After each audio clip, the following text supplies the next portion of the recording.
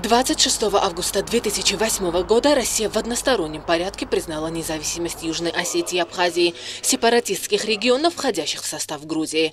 После этого дипломатические отношения между Грузией и Россией были разорваны.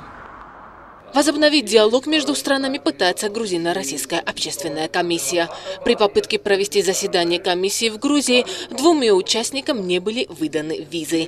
Приехать в Тбилиси смог лишь Алан Касаев, глава департамента стран СНГ и Балтии Российского государственного агентства РИА Новости.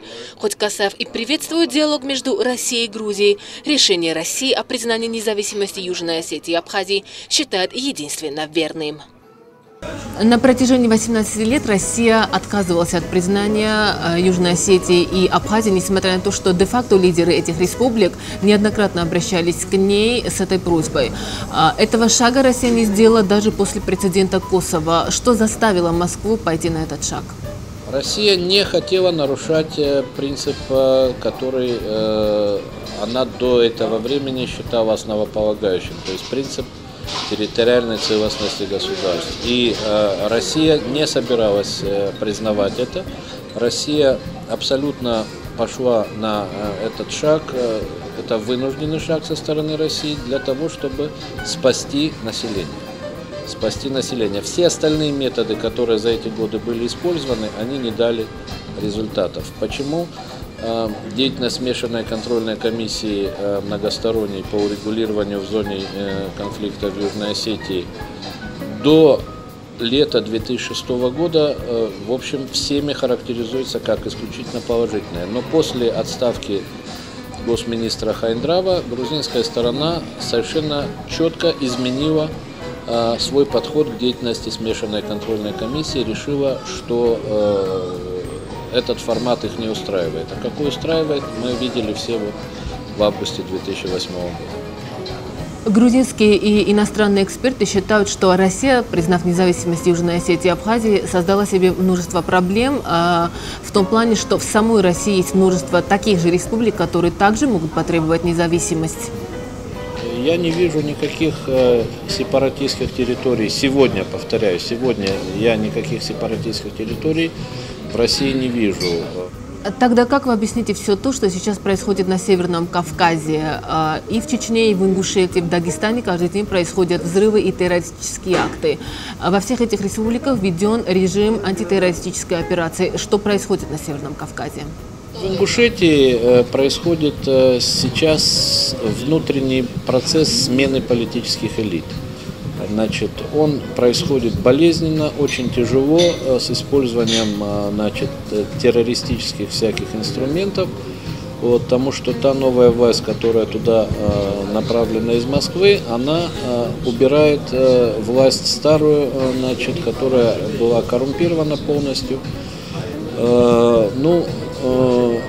Болезненный процесс, теракты, много жертв и очень тяжелая миссия там президента Евкурова Юнусбека, который сам стал жертвой покушения, провел 2 месяца в больнице, выкарабкался, ну вот мужественно сейчас работает, чтобы там ситуацию нормализовать.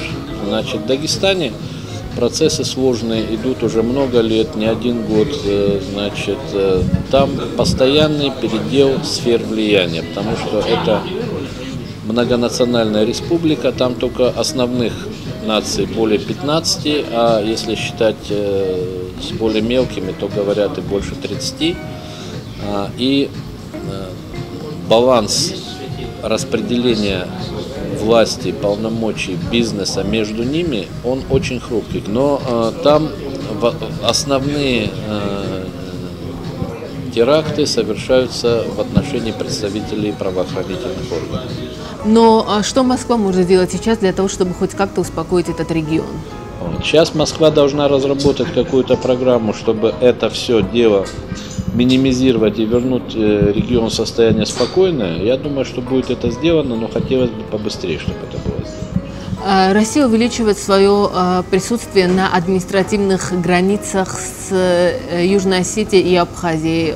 Со всех сторон участников конфликта слышна все-таки милитаристическая риторика. Есть ли реальная угроза повторения военного конфликта и, например, так называемой морской войны, но в случае с Абхазией, а не с Южной Осетией?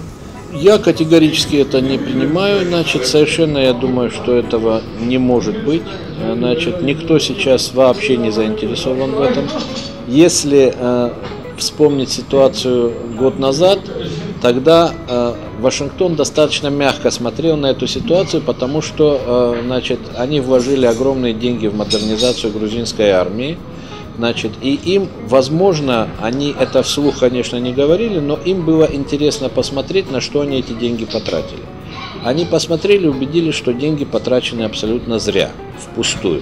С другой стороны, Россия на сегодняшний день какие цели может преследовать, если какая-то будет война, новая здесь?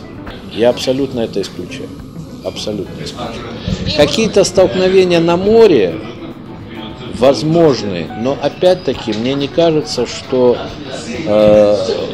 дойдет до чего-то серьезного. Спасибо за беседу. Я надеюсь, что при нашей следующей встрече у Грузии и России будут более дружеские отношения.